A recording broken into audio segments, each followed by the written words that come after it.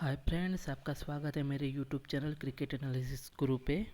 तो कल मैच होने वाला है बांग्लादेश वर्सेस श्रीलंका के बीच में, और ये खेला जाएगा अरुण जेटली स्टेडियम दिल्ली पे। तो दोनों टीम को देखते हुए और वेन्यू को देखते हुए हम अच्छी सी टीम बना लेते हैं। और इस वेन्यू पे जो रिसेंटली वर्ल्ड कप के मैच हुए हैं उनके सभी टीमों के जो स्कोर कार्ड है वो देखेंगे। तो अभी हम दोनों टीम की जो पॉसिबल प्लेइंग 11 है वो देख लेते हैं।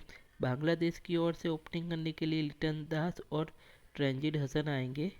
उसके बाद सांतो आते हैं। उसके बाद साकिब अल हसन आएंगे।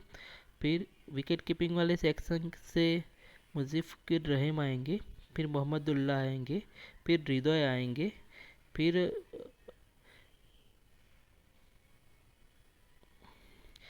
मेहदी हसन मिराज आएंगे। ये है कि उनका जो बैटिंग लाइनअप है वो ऊपर भी कभी कभी आता है,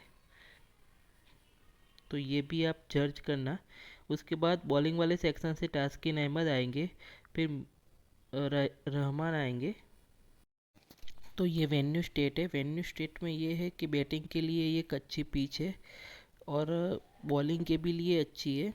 बट ये है कि सामने कौन सी टीम खेल रही है और बैटिंग कौन सी टीम कर रही है उसके ऊपर डिपेंड है। अगर अच्छी बैटिंग लाइनअप है तो यहाँ पे अच्छा स्कोर भी होता है, और बॉलिंग अच्छी है, अच्छे स्प्रेसर है, तो यहाँ पे विकेट भी गिरती है और स्पिनर भी यहाँ पे विकेट लेते हैं।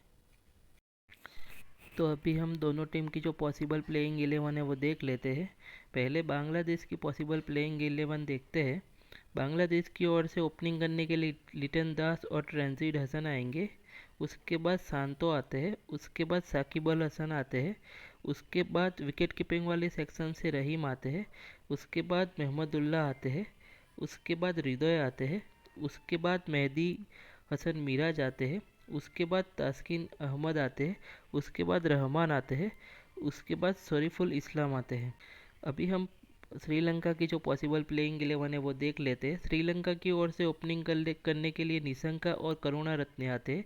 फिर कुशल मेंडिस आते हैं। फिर समर विक्रमा आते हैं। फिर असलंका आते हैं। फिर एंजेलो मैथ्यूज आते हैं। फिर दुष्यंत हेमंथा आते हैं। फिर तिक्साना आते हैं। फिर चमीरा आते हैं। फिर कुशन रंजीथा आते हैं। फिर मधुशंका आते हैं। तो हम दोनों टीम की जो पॉसिबल प्लेइंग 11 है वो देख लेते हैं। लिटन दास का फॉर्म कुछ अच्छा नहीं चल रहा है, बट दो पारी में इन्होंने अच्छा प्रदर्शन किया है, तो ये आप कंसीडर कर सकते हो। फिर साकिब अल हसन का फॉर्म बहुत ही अच्छा है, इनको पिक करके ही चलना है। फिर मुजफ्फिकुर रहीम का फॉर्म ठीक ठाक चल रहा है। 3 मैच से उनका जो उनके बल्ले से जो रन नहीं आ रहा है, बट इस मैच में इनके चलने के चांसेस बहुत ही हाई है। उनका सिलेक्शन भी बहुत ही डाउन जा रहा है। मेहदी हसन मिराज का प्रदर्शन बहुत ही अच्छा है, उन्होंने रन बनाए हैं और विकेट भी लिया है साथ में। तस्किन अहमद का प्रदर्शन ठीक ठाक चल रहा है, बट ये है कि कल के मैच के लिए ये ट्रम्प पिक साबित हो सकते हैं। फिर रहमान का प्रदर्शन भी ठीक ठाक चल रहा है। फिर शरीफुल इस्लाम का प्रदर्शन अच्छा चल रहा है।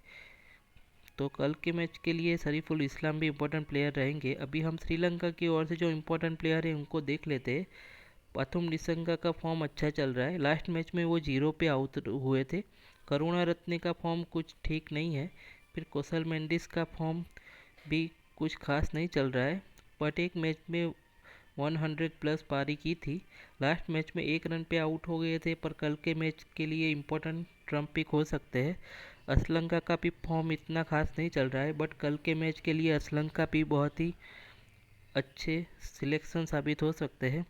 फिर सिक्सेना का फॉर्म बहुत ही ख़राब चल रहा है। मधुशंका का फॉर्म अच्छा चल रहा है। तो यहाँ पे अरुण जेटली स्टेडियम पे जो रिसेंटली वर्ल्ड कप के मैच हुए थे उनके स्कोर कार्ड है वो देख लेते हैं। तो ऑस्ट्रेलिया वर्सेस नीदरलैंड का मैच हुआ था, उसमें ऑस्ट्रेलिया ने फर्स्ट बैटिंग करते हुए 399 बनाए थे 8 विकेट के नुकसान पे। बहुत ही अच्छा स्कोर किया था।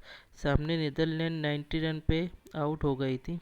तो यहाँ पे चेज़ करना बहुत ही कठिन है। और आप ये भी देखो कि यहाँ पे फर्स्ट इनिंग में प्रेसर ने अच्छे विकेट लिए हैं, वान ब्रिक ने, लिंडे ने बहुत ही अच्छे विकेट लिए, और सेकंड इनिंग में एडम जंपा ने 4 लिए हैं। मिचेल मार्श ने, पैट क्यूमिंग ने 1 लिया है। तो यानी कि फर्स्ट इनिंग में प्रेशर इम्पोर्टेंट रहेंगे और सेकंड इनिंग में स्पिनर इम्पोर्टेंट रहेंगे। वही आप दूसरा मैच हुआ था अफ़गानिस्तान वर्सेस इंग्लैंड के बीच में इसी वेन्यू पे। तो यहाँ पे अफ़गानिस्तान ने 284 किए थे और सामने इंग्लैंड 215 रन पे ऑल आउट हो गई थी।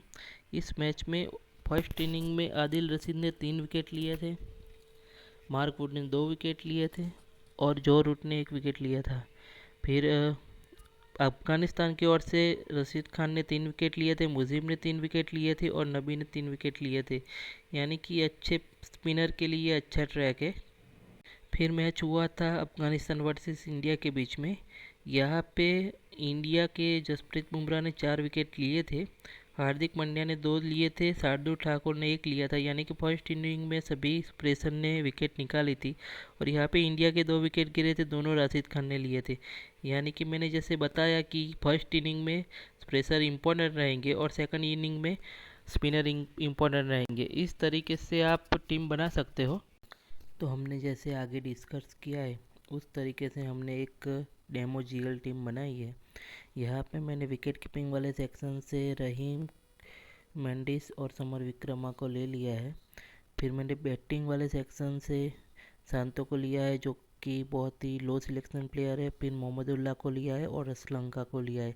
असलंका भी लो सिलेक्शन प्लेयर है, शांतो भी लो सिलेक्शन प्लेयर है और रहीम भी लो सिलेक्शन प्लेयर है।